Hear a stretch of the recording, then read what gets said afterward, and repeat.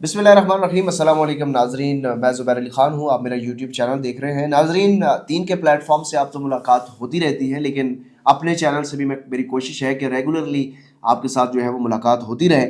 आज बुशरा बेबी ने बड़े अरसे बाद, यानी सालिया डी चौक के बाद, तकरीबन पहली दफ़ा आप कह सकते हैं, उनसे पहले मंसूब करते हुए बयानात तो सामने आए, लेकिन आज वो पब्लिकली उन्होंने पहली दफ़ा स्टेटमेंट्स दी हैं। और उन स्टेटमेंट्स के बाद बड़ी शकूक व शुबहात पैदा हो चुके हैं अली अमीन गंडापुर के किरदार के ऊपर। और जिस तरीके से हम 2 दिन पहले भी मैंने वीलॉग किया था कि खैबर पख्तूनख्वा में कुछ बड़ी तब्दीली आ सकती है, और जिस दिन बुशरा बीबी की इमरान खान साहब से मुलाकात होगी तो उस वक्त बहुत बड़ी तब्दीलियां आ सकती हैं। उस वीलॉग के अंदर मैंने आपको ये भी बताया था कि पाकिस्तान तहरीक इंसाफ की जो सियासी क़यादत है उसमें भी बड़ी तब्दीली का इम्कान है। वो आपने देख लिया है कि उमर अयूब साहब को बड़ा इख्तियार दे दिया गया है।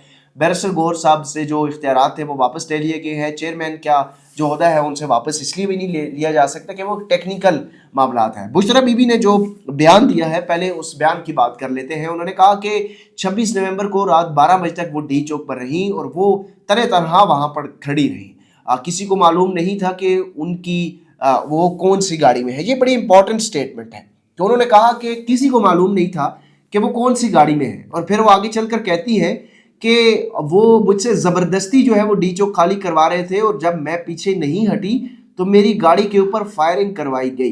पहले वो ये कहती है कि किसी को मालूम नहीं था कि मैं किस गाड़ी में हूँ, और फिर वो ये कहती है कि मेरी गाड़ी के ऊपर फायरिंग करवाई गई क्योंकि मैं पीछे नहीं हट रही थी। तो फिर किसको मालूम था? वो कौन था जिसको ये मालूम था कि बुशरा बीबी किस गाड़ी में है, और वो कौन था जिसके कहने के ऊपर बुशरा बीबी की गाड़ी पर फायरिंग हुई? और फायरिंग के नतीजे में उनकी, हमने उस वक्त भी ये खबर दी थी, मेरे एक्स अकाउंट पे मैंने ये ट्वीट किया था कि एक उनकी गाड़ी का जो टायर था वो पंचर हुआ था, और फिर दूसरा उनकी गाड़ी की जो पिछला शीशा है उसमें से गोली जो है वो क्रॉस हुई थी। तो बीबी तो ये कहती है कि किसी को मालूम नहीं था कि वो किस गाड़ी में है। तो फिर उनकी गाड़ी के ऊपर किसने हमला करवाया, कैसे करवाया और क्यों करवाया? फिर उसके बाद उनको जो है वो यहाँ से ले जाया गया, और वो बरास्ता मुनाल और पीर सुहावा फिर हज़ारा डिवीजन में खैबर पख्तूनख्वा में दाखिल हो गए। वो ये वही रास्ता है जब 4 अक्टूबर को अली अमीन गंडापुर इस्लामाबाद की तरफ आते हैं, और रास्ते में डी चौक वो अपना काफिला छोड़कर अचानक डी चौक पहुंच जाते हैं। और फिर डी चौक पहुंचकर उनको ये याद आ जाता है कि उनको चाय पीनी है, और वो खैबर पख्तूनख्वा हाउस पहुंच जाते हैं। वहां पर फिर कुछ मामला तय होने के बाद वो उसी रास्ते से जो पीर सहावा, मुनाल, बरास्ता, हरीपुर, हज़ारा पहुंचते हैं, उसी रास्ते से वो बुशरा बीबी को लेकर खैबर पख्तूनख्वा पहुंच जाते हैं। तो इससे बहुत सारी चीज़ें जो हैं वो इस्टेब्लिश हो रही हैं। अब बुशरा बीबी की जब मुलाकात इमरान खान साहब से होगी तो फिर मामलात और मज़ीद खुलेंगे, मज़ीद पेचीदा भी होंगे। पाकिस्तान तहरीक इंसाफ में कुछ मज़ीद तब्दीलियाँ भी मुतवक्का हैं। तो इस स्टेटमेंट के बाद बीबी ने यह भी कहा कि मैं वहाँ पर खड़ी रही, मैं अकेली थी, और तमाम लोग जो हैं वो गवाह हैं, हमारे ऊपर फायरिंग भी हुई।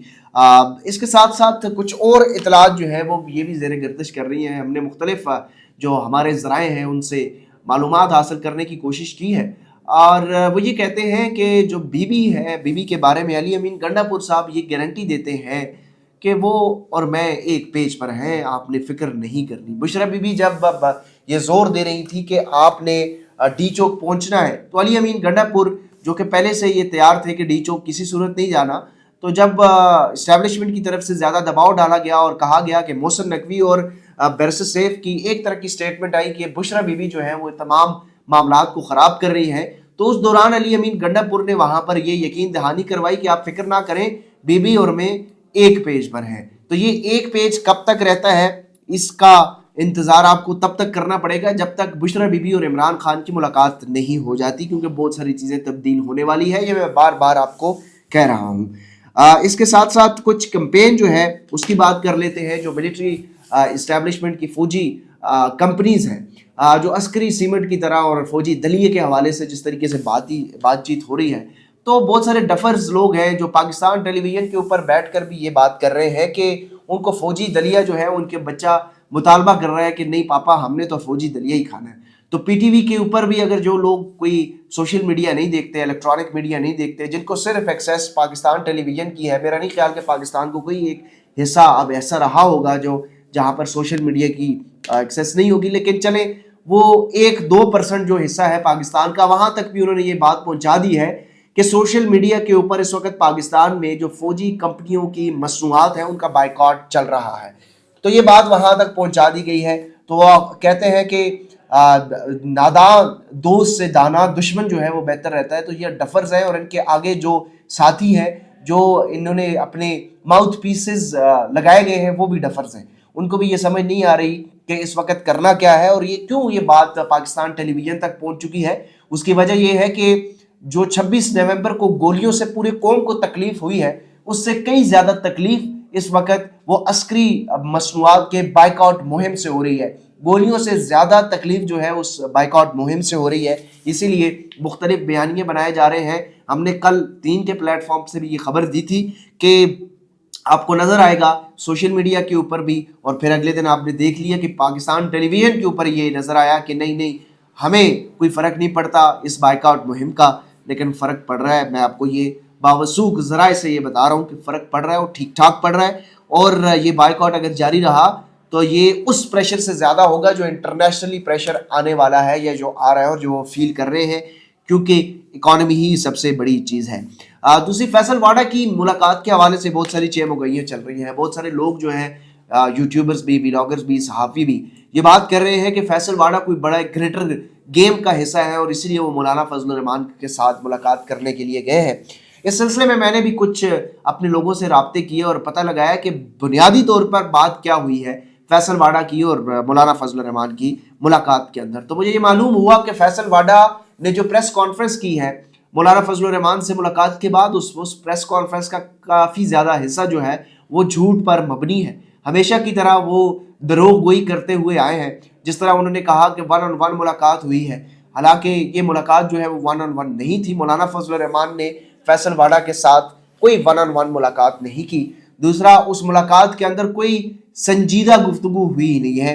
میرے یہ ذرائع بتا رہے ہیں کہ مولانا فضل الرحمان نے فیصل واڈا کو کوئی زیادہ لفٹ نہیں کروائی اور صرف حال احوال تک یہ ملاقات رہی ہے.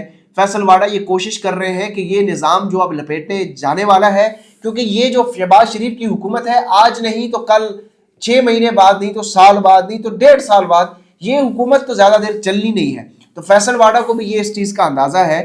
وہ اب مولانا فضل الرحمان کے ساتھ بھی اپنے تعلقات بہتر بنانے کی کوشش کر رہے ہیں, ساتھ ہی ساتھ وہ پیپلز پارٹی کی بھی جو ہے وہ تعلقات بہتر بنانے کی کوشش کر رہے ہیں. اور اس کے علاوہ عمران خان کے ساتھ بھی وہ تعلقات بہتر بنانے کے لیے آج کل پینگے بڑھا رہے ہیں. عمران خان کے ساتھ وہ یہ کہتے ہیں کہ عمران خان جو ہے ہم ان کی زندگی بچائیں گے اور بلا بلا اس طرح کی گفتگو کر رہے ہیں. کوئی شک نہیں ہے کہ کل عمران خان کو وہ جو ہے قوم کا باپ بھی بنوا لیں اور اپنا باپ بھی بنوا لیں, کیونکہ انہوں نے پہلے بھی خود کو یہ جو ہے وہ یہ کہا ہے کہ میں ٹاؤٹ ہوں. انہوں نے یہ کہا ہے کہ میں نسلی کتے کی طرح اچھا ٹاؤٹ ہوں. تو یہ فیصل واڈا کے الفاظ ہیں, میرے نہیں ہے. میں کسی بھی انسان کے لیے اس طرح کے الفاظ نہیں استعمال کرنا چاہتا, لیکن فیصل واڈا نے اپنے لیے یہ الفاظ جو ہے وہ استعمال ضرور کیے ہیں. اچھا جی, تو کچھ باتیں اس حوالے سے بھی کر لی جائیں کہ جو گرینڈ الائنس بننا تھا وہ کیوں نہیں بن سکا. گرینڈ الائنس کی راہ میں جو مولانا فضل الرحمان کے ساتھ جو ملاقات پاکستان تحریک انصاف کا اتحاد ہونا تھا, اس میں سب سے بڑی رکاوٹ جو ہے وہ علی امین گنڈا پور صاحب ہیں. اور جب عمران خان صاحب نے یہ ملاقات کے لیے پیغام بھجوایا تھا اپنے ایک اہم رازدان کے ذریعے کہ عمران خان صاحب جو ہیں وہ چاہتے ہیں کہ مولانا فضل الرحمان ان کو ملاقات کے لیے اڈیالہ جیل آئیں اور وہ ان کو ویلکم کریں گے, تو یہ بات جب مولانا فضل الرحمان صاحب تک پہنچائی گئی تو مولانا صاحب نے پھر اس کی حامی بھی بھری. انہوں نے کہا کہ ہم اس کا طریقہ کوئی نہ کوئی اپنا لیں گے کہ کس طریقے سے ملاقات کرنی ہے, اور جب میں نے فیصلہ کر لیا کہ میں نے ملاقات کرنی ہے تو پھر میں نے ملاقات کرنی ہے. لیکن یہ جب بات منظر عام پر آئی کہ مولانا اور عمران خان ملاقات کرنے جا رہے ہیں, تو عمران خان صاحب نے جو سب سے بڑا احسان جس شخص پر خیبر پختونخوا اور ڈی آئی خان میں کیا ہے, علی امین گنڈا پور صاحب کو, یہ بات کوئی زیادہ راس نہیں آئی. پھر انہوں نے میری اطلاعات کے مطابق D P O D I Khan کو ٹیلی فون کیا اور جو ان کے جے یو آئی فے کے امیدوار تھے ان کے اوپر جعلی پرچہ کرنے کے لیے دباؤ ڈالا گیا, اور یہ بات جو ہے وہ مولانا فضل الرحمان کو کافی زیادہ ناگوار بھی گزری. تو یہ اتحاد عمران خان جو ہے وہ چاہتے ہیں کہ مولانا فضل الرحمان ان کے ساتھ مل کر اس حکومت کے خلاف جو ہے وہ تحریک چلائیں, لیکن خیبر پختونخوا کی کرسی کے اوپر, اقتدار کے اوپر بیٹھے ہوئے علی امین گنڈا پور صاحب ایسا نہیں چاہتے. تو آپ اس کے بارے میں فیصلہ کر سکتے ہیں کہ کون عمران خان کا اور پاکستان تحریک انصاف کا مخلص ہے اور کون عمران خان سے بھی خود کو زیادہ سمجھدار اور سیاسی طور پر بالغ سمجھتا ہے۔ اگلی ویلاگ تک مجھے اجازت دیجیے، اپنا ڈھیر سارا خیال رکھیے گا، اللہ حافظ۔